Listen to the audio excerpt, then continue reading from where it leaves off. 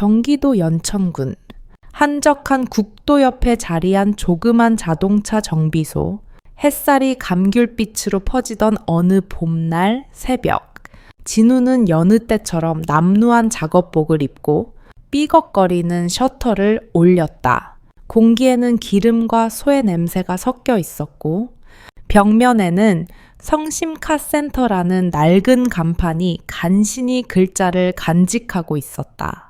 작은 정비소는 아버지 때부터 3대째 이어져 온 공간이었다. 구불구불한 콘크리트 바닥, 철제 선반, 벽에 걸린 낡은 액자 하나.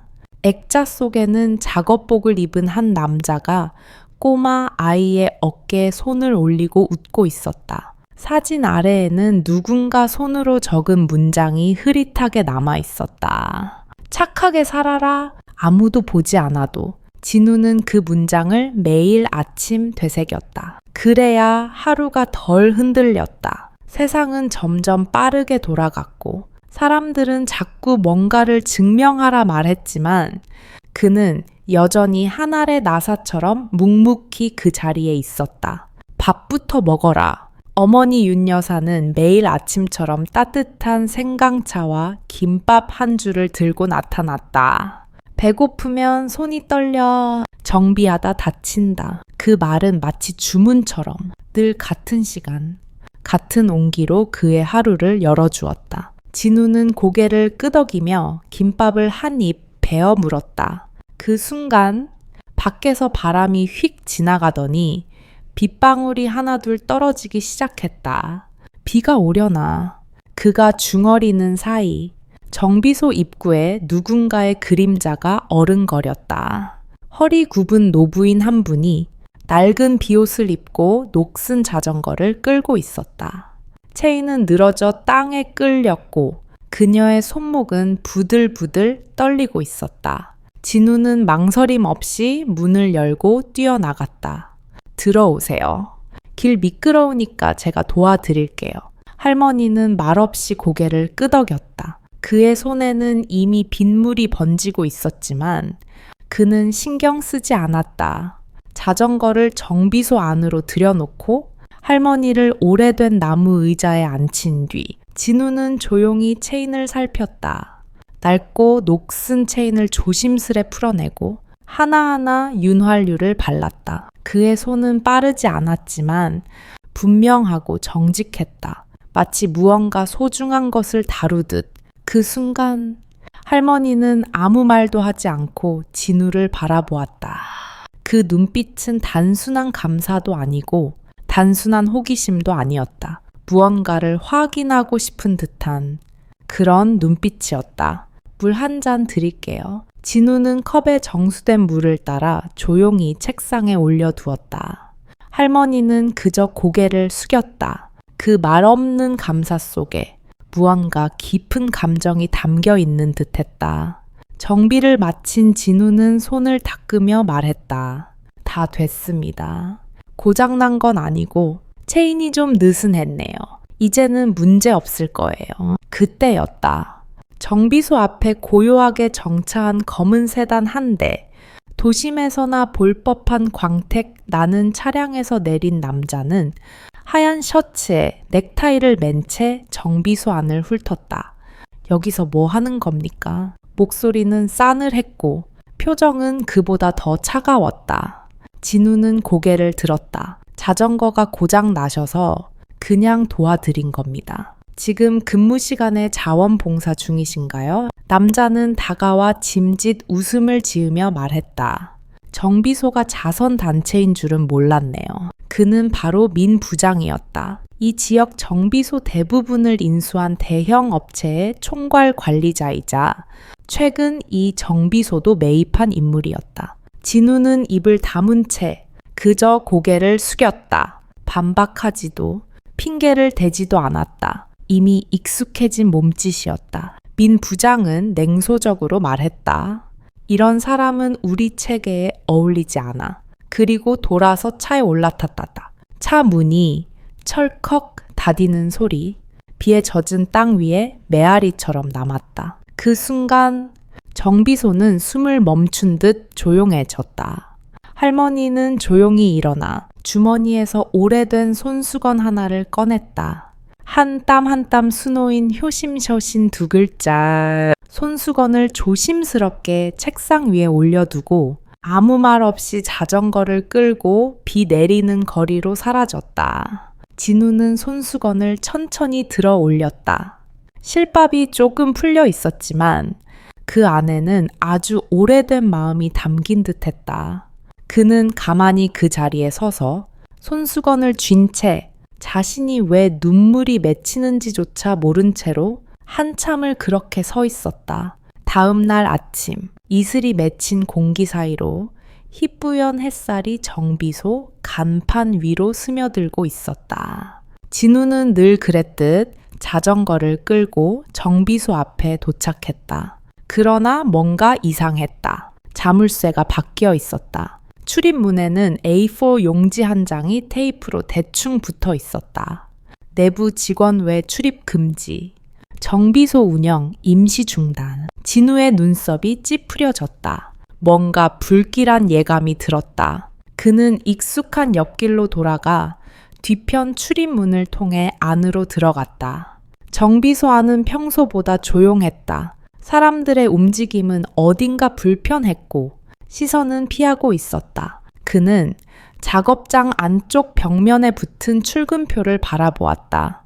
그리고 그곳에서 자신의 이름을 발견했다. 정확히는 빨간 줄로 지워진 자신의 이름을 김진우라는 이름 위로 붉은색 마커가 힘껏 그어진 채 그 옆은 공란이었다. 그 순간 머릿속이 뿌옇게 흐려졌다.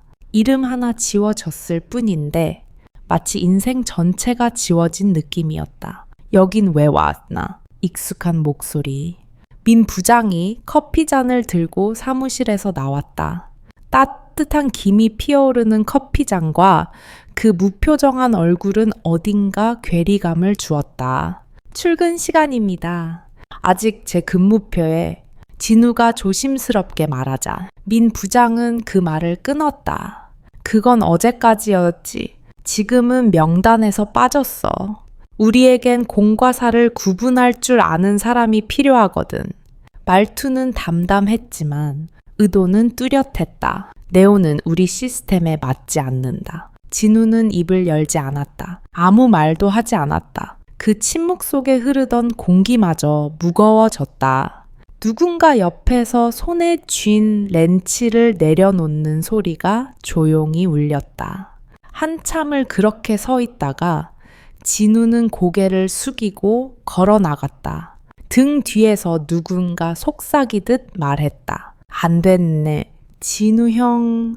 하지만 아무도 그를 붙잡지 않았다. 집에 돌아온 진우는 말이 없었다. 문을 열고 들어서자 윤 여사는 부엌에서 밥을 짓고 있었다. 솥에서 피어오르는 김 사이로 그녀는 익숙한 손놀림으로 밥을 저었다. 손 씻고 밥 먹자. 진우는 아무 말 없이 가방을 내려놓고 식탁 옆에 주저앉았다. 그의 눈은 정면 벽 한 구석에 놓인 낡은 고무신 한 켤레를 바라보고 있었다. 그 신발은 아버지가 생전에 신던 것이었다. 정비소에서 쓰던 작업복 옆에 놓여있던 그 신발은 한 번도 치워지지 않은 채 먼지만 덮여갔다. 윤 여사는 눈치챘다. 아들의 표정. 그 침묵의 무게를 그녀는 조용히 국을 한 숟가락 떠서 아들 앞에 놓았다. 무슨 일 있었니? 그녀의 목소리는 바람 같았다. 부드럽지만 어디에도 피할 수 없는. 진우는 고개를 들지 않고 조용히 말했다. 정비소에서 잘렸어요. 도와줬다는 이유로 그냥 잘렸어요. 아무런 통보도 없이. 말이 끝나자마자 그는 눈을 감았다. 입술을 깨물었다. 윤 여사는 말없이 그의 어깨에 손을 얹었다. 그 손은 뜨겁지도 차갑지도 않았다. 단지 살아있는 네가 잘못한 건 아니야. 그녀는 그렇게 말했다. 그런 세상일수록 더 바르게 살아야 해. 진우는 침묵했다. 그녀는 말없이 일어나 작은 상자 하나를 꺼내왔다. 그 안에는 노란빛으로 바랜 한 장의 종이, 그것은 진우의 아버지가 생전에 빌려준 돈을 받은 확인서였다. 이거 뭐예요? 내 아버지가 어떤 사람을 도와줬어. 정비소를 파야 할 정도로 힘들었을 때도 이건 버리지 않더라. 언젠가 필요할 거라고 하면서 진우는 종이를 들고 아버지의 이름과 그 밑에 서명을 읽었다. 그 순간 그는 자신이 생각했던 착한 삶이 얼마나 깊은 뿌리를 가졌는지 깨달았다.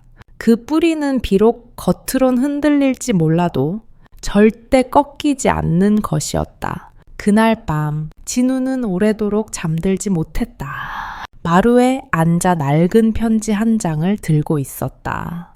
김윤태님으로부터 580만 원 수령, 6개월 이내 변제 예정. 날짜는 지금으로부터 19년 전. 이 사람, 그 이름은 낯설지 않았다. 자동차 부품 산업계에서 유한자동차라는 회사를 일으킨 창업주. 지금은 아들이 운영하는 한성모터스라는 대기업으로 커졌다고 들었다. 진우는 그날 밤을 꼬박 세웠다. 다음 날 아침, 그는 어머니에게 조용히 말했다. 서울 좀 다녀올게요. 윤 여사는 아무것도 묻지 않았다. 그저 작은 천주머니를 건넸다. 그 안에는 손수 접은 종이, 아버지가 쓰던 작은 볼펜, 그리고 효심이라 수놓은 손수건 하나가 들어있었다. 이건 아버지가 늘 가지고 다니던 거야. 이제 네가 가져. 진우는 말없이 그것을 받아 들고 자전거에 올라탔다. 그리고 국도를 따라 천천히 페달을 밟기 시작했다. 이 길이 어디로 이어질지는 몰랐지만 무언가 오래된 문이 열릴 것만 같은 예감이 들었다. 서울 강남구 유리로 된 고층 빌딩 앞, 진우는 한참을 주저했다. 한성모터스 본사라는 금속 간판이 햇살에 반짝이고 있었다. 그는 손에 쥔 종이를 꽉 쥐었다. 괜찮아. 스스로에게 몇 번이나 말하고 나서야 경비실로 다가갔다. 저 김윤태 회장님을 좀 뵙고 싶습니다.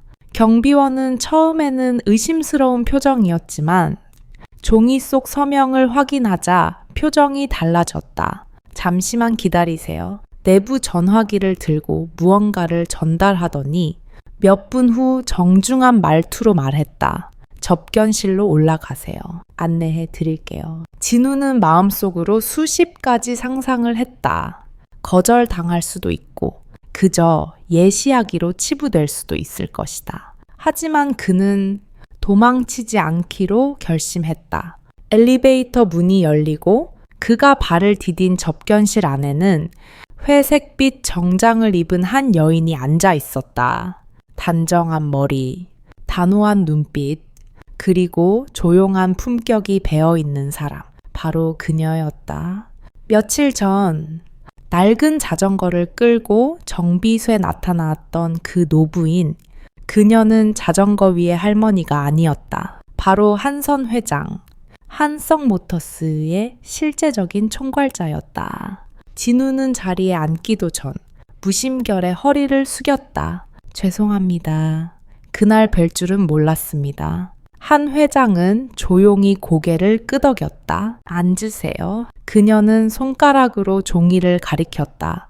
이 종이 내가 잊지 않고 간직했던 그날의 약속입니다.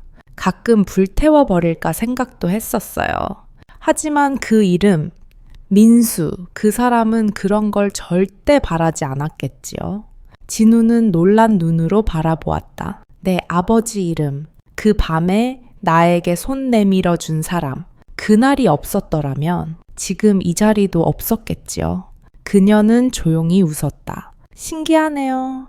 그의 아들이 아무 조건도 없이 또 한 번 날 도왔다는 사실이 말끝에 한 회장은 자신이 들고 온 손수건을 꺼내 보였다. 바로 그날 진우가 준 효심 손수건.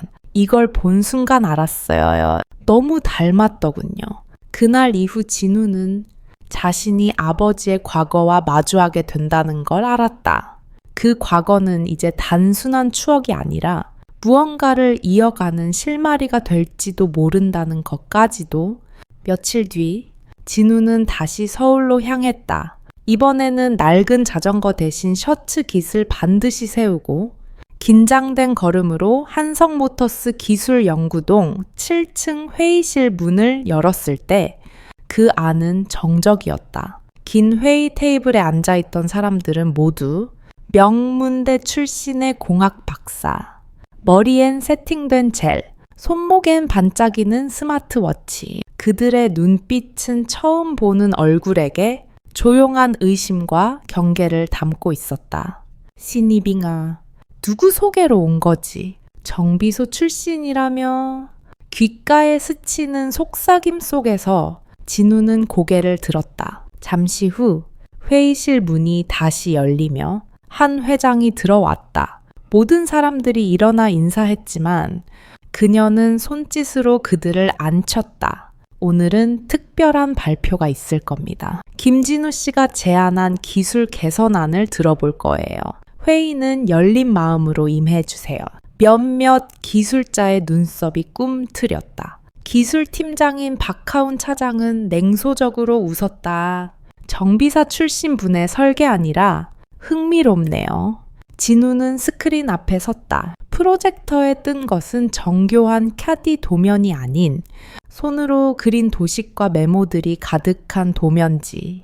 일부는 킥킥거리며 웃었고 누군가는 아예 팔짱을 끼고 고개를 돌렸다. 하지만 진우는 흔들리지 않았다. 그는 보드 마커를 들고 말없이 핵심을 짚기 시작했다. 이 부분이 문제입니다. 진우는 메인 기어축의 회전각에 주목했다. 15도 각도로 조정하면 마찰이 줄고 기계 소음이 20% 이상 감소합니다. 실제 사용한 정비 사례를 바탕으로 도출한 수치입니다. 그의 말은 짧고 명료했다. 표현은 투박했지만 분석은 날카로웠다. 회의실 한쪽, 말없이 노트북을 두드리던 연구원 하나가 말했다. 잠깐만요. 실제 측정된 수치 맞아요. 제가 직접 측정한 겁니다. 같은 구조의 중고 기계 2대에서 실험했고 비교 영상도 준비되어 있습니다. 그 순간 분위기가 바뀌기 시작했다. 몇몇 기술진은 모니터를 들여다보며 고개를 끄덕였고 박 차장의 표정에도 미세한 당황이 스쳤다. 하지만 박 차장이 말을 이었다. 우린 산업 표준에 기반해서 설계합니다. 이건 너무 과거 방식 아닌가요? 감에 의존한 설계는 위험합니다. 진우는 고개를 끄덕이며 조용히 말했다. 감이 아니라 경험입니다. 기계는 설계대로만 움직이지 않습니다. 정비사는 무너진 설계와 고장난 현장에서 다시 일으키는 사람입니다. 말끝에 한 회장이 조용히 일어섰다. 잊지 마세요. 20년 전 우리 회사가 위기에서 살아난 것도 한 장의 송으림 설계도 덕분이었습니다. 그리고 그 그림을 그린 사람이 바로 이분의 아버지입니다. 회의실은 조용해졌다. 그 침묵은 비웃음이 아닌 깨달음에서 비롯된 것이었다. 진우는 다시 좌석으로 돌아와 앉았다. 그의 손에는 여전히 기름 냄새 배인 연필이 들려 있었다. 그리고 그것은 어느 고급 소프트웨어보다 그를 기술자로 증명해주는 가장 강한 증거였다. 연구동 지하 1층, 금속 냄새가 진하게 감도는 작업장. 거기서 진우는 새벽부터 그림자처럼 움직이고 있었다. 모두가 퇴근한 뒤에도 그는 여전히 묵묵히 기계 옆에 서 있었다.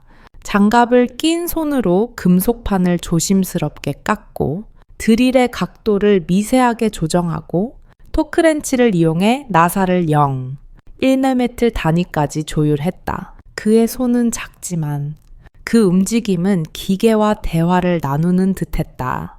한 나사, 한 스프링에까지도 이야기를 실어주는 기술자만의 손길이었다. 그러던 중 어느 날 오후 작업장에 들이닥친 인물이 있었다.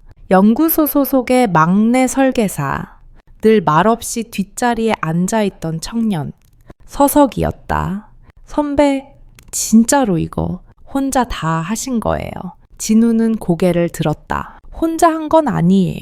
아버지가 남긴 방식이 있었고 여기 팀원들 덕분에 디테일이 살아났어요. 서석은 조심스레 다가와 진우가 조립 중인 동력 전환 장치를 들여다봤다. 이 설계, 기존보다 부품 수가 30% 이상 줄었네요. 그런데 마찰률도 낮고 구조도 단순하고 이거 특허 내도 되겠는데요. 진우는 빙긋 웃었다. 특허는 상관없어요. 이게 누군가의 삶을 조금이라도 편하게 만들 수 있다면 그걸로 충분해요. 서석은 말없이 그를 바라보았다. 그 표정에는 존경과 부끄러움이 뒤섞여 있었다. 그동안 자신은 종이 위에서만 정답을 찾아왔지만 진우는 흙먼지를 뒤집었으면서도 해답을 짓고 있었던 것이다. 며칠 후 한성모터스의 실험실 한쪽에 조립된 기계가 모습을 드러냈다. 디젤과 전기를 혼합 동력으로 사용하는 다목적 트랜스미션 유닛. 진우가 직접 설계하고 손으로 조립한 시제품이었다. 최초 시운전 날, 연구원들은 한 줄로 서서 숨을 죽인 채 결과를 지켜봤다. 조작 레버를 당기자 부드럽게 작동되는 엔진음, 기어는 밀림 없이 움직였고 내부에서 들리던 특유의 덜컥 소리는 감쪽같이 사라져 있었다. 박하운 차장이 말했다. 이 정도 수준이면 양산 가능성 있습니다. 게다가 유지비도 확실히 절감될 거고요. 누군가는 박수를 쳤고 누군가는 진우에게 다가와 정말 감사합니다 라고 말했다. 그 순간 진우는 눈을 감았다. 기억 속 어린 시절 아버지의 등에 엎여 기계 소리 자장가 삼아 잠들던 그 밤들이 떠올랐다. 나 해냈어요. 아야, 그 말은 입 밖으로 나오지 않았지만 그의 눈빛에 담겨 있었다. 그날 밤 작업장에 혼자 남은 진우는 조용히 손수건을 꺼내 닦은 기계를 바라보았다. 그 위에 MJ1이라는 작은 각인이 새겨져 있었다. 민수진우, 기술자 부자의 이니셜. 그것은 단지 기계의 이름이 아니라 이야기의 시작이기도 했다. 서울 외곽, 한강 북쪽 자락, 봄이 완연해진 어느 오후, 진우는 조심스럽게 한 회장의 부름을 받고 은평구 구산동의 한 오래된 공원에 도착했다. 그녀는 평범한 트렌치코트를 입고 벤치에 앉아 있었다. 옆자리엔 따뜻한 쌍화차 2잔이 놓여 있었다. 와줘서 고맙군요. 그녀는 먼지를 털듯 말하며 진우를 향해 고개를 돌렸다. 이 공원, 당신 아버지와 처음 마주한 곳이에요. 진우는 눈을 크게 떴다. 여기서요? 그날은 비가 조금 내렸고 나는 딱 지금 당신 나이였어요. 회사 하나 말아먹고 빚쟁이들에게 쫓기던 날이었죠. 그녀의 시선은 벤치 앞 툭툭 떨어지는 나뭇집 사이로 멀어졌다. 그런데 갑자기 한 남자가 우산을 씌워주더군요. 그 사람이 민수였어요. 아무 말 없이 내 옆에 앉아서 이 말만 하더라고요. 비는 곧 그치니까 너무 걱정하지 마요. 그녀는 잠시 멈췄다. 목소리는 가늘었지만 단단한 무엇이 담겨 있었다. 그 말이 내 인생을 바꿨어요. 정말 이상하게도 그 말 한마디에 난 다시 일어설 수 있었어요. 진우는 조용히 손을 모아 쌍화차 한 모금을 삼켰다. 달달한 대추 향이 목을 지나며 마음 깊은 곳까지 데워지는 기분이었다. 한 회장은 작게 웃었다. 당신을 처음 봤을 때 기억이 되살아났어요. 그 눈빛, 심지어 정비할 때 손 쓰는 방식까지. 그래서 확인하러 간 거예요. 그 정비소에 직접. 그녀는 주머니에서 한 장의 사진을 꺼냈다. 흑백으로 바랜 사진. 젊은 시절의 한 회장과 푸근한 얼굴의 진우 아버지가 함께 벤치에 앉아 웃고 있었다. 뒷배경은 지금의 이 공원이었다. 당신 아버지 덕분에 지금의 한성모터스가 있어요. 그 빚을 갚지 못하고 살아온 게 늘 마음에 걸렸습니다. 진우는 그 사진을 바라보다가 작게 고개를 저었다. 아버지는 그런 마음으로 도운 게 아니었을 거예요. 그냥 누군가 힘들어 보이면 돕는 사람이었죠. 어릴 때도 늘 그러셨어요. 그의 목소리는 미묘하게 떨렸지만 말끝은 단단했다. 한 회장은 잠시 진우를 바라보았다. 그 눈빛에는 어떤 기묘한 감정이 담겨 있었다. 마치 오래전부터 알고 지낸 가족을 다시 만난 듯한 그리움 같은 감정이었다. 당신을 이 회사에 초대한 건 단지 빚을 갚기 위해서만은 아니에요. 지금 이 회사를 지킬 사람이라고 믿기 때문입니다. 진우는 한참을 말없이 앉아 있었다. 바람이 나뭇가지를 흔들고 한 입 두 입 벤치 옆으로 꽃잎이 떨어졌다. 그는 조용히 말했다. 저도 이제 뭔가를 지켜보고 싶어요. 아버지가 지키던 것처럼. 벤치에 나란히 앉은 두 사람은 과거와 현재를 잇는 단단한 다리를 놓았다. 말없이 흐르는 시간 속에서 이야기들은 오랜 기다림 끝에 서로를 향해 흘러가기 시작했다. 그리고 진우는 그 순간 깨달았다. 기술만으로는 기계를 만들 수 있지만 마음을 담아야 세상을 바꿀 수 있다는 것을 몇 주 뒤 경기도 가평의 한 구석 낮은 언덕 위에 새로 리모델링된 공장이 있었다. 한성테크 가평연구소. 그 이름에는 조용한 변화가 담겨 있었다. 기존의 대기업 구조에서 벗어나 지역과 사람 중심의 기술을 실험하는 작은 미래 공장의 시작이었다. 이곳의 초대 운영 책임자는 바로 진우였다. 그는 여전히 기름 묻은 장갑을 끼고 직접 바닥을 쓸고 작은 회로 기판도 직접 납땜했다. 기계와 사람 사이의 온도를 조율하는 사람이었고 그 온도는 회로돼선 느낄 수 없는 공기의 떨림 같은 것이었다. 연구소 앞에 중학생 한 명이 찾아왔다. 수줍게 모자를 눌러 쓴 아이가 허름한 자전거를 끌고 서 있었다. 혹시 자전거 좀 봐주실 수 있나요? 진우는 아이에게 웃으며 말했다. 요즘 고장난 자전거는 우리 공장이 제일 잘 고친다. 아이의 체인을 정비하는 동안 진우는 물었다. 이 자전거 자주 타. 학교 갈 때도 타고 엄마장 보러 가는 것도 도와줘요. 진우는 고개를 끄덕이며 말했다. 아주 멋진 기술자 재료다. 누군가를 위해 움직이는 기계는 절대 헛되이 돌아가지 않거든. 아이의 눈이 반짝였다. 그날 아이가 남긴 감사합니다. 라는 말은 그 어떤 회장님의 박수보다 따뜻했다. 연구소 뒷마당엔 작은 정원이 있었다. 그곳에는 한 회장이 심은 매화나무 한 그루가 서 있었다. 가지 끝에 매달린 종이 리본에는 직원들이 적은 다짐들이 묶여 있었다. 진우도 한 장을 적어 걸었다. 기술은 사람을 향해 있어야 한다.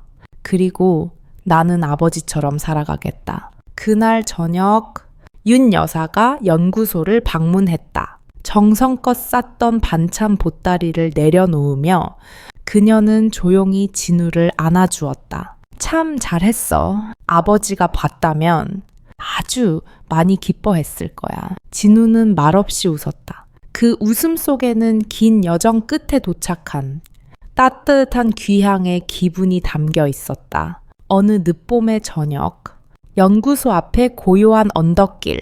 진우는 옛 정비소 간판을 수리해 연구소 입구에 걸었다. 바로 아버지와 함께 지켜온 그 글귀. 착하게 살아라. 아무도 보지 않아도. 그리고 그는 새로운 시동을 걸었다. 기계는 천천히 그러나 분명한 울림으로 움직이기 시작했다.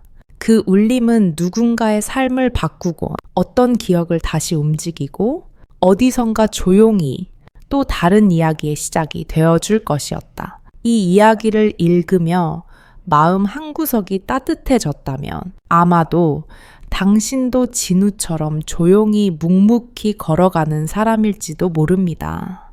눈에 보이지 않아도 누군가를 위해 손을 내미는 사람, 아버지의 철학을 가슴에 품고 삶의 복잡한 기계 속에서도 착하게 사는 법을 잊지 않는 진우의 여정은 결국 우리 모두의 이야기일지도 몰라요.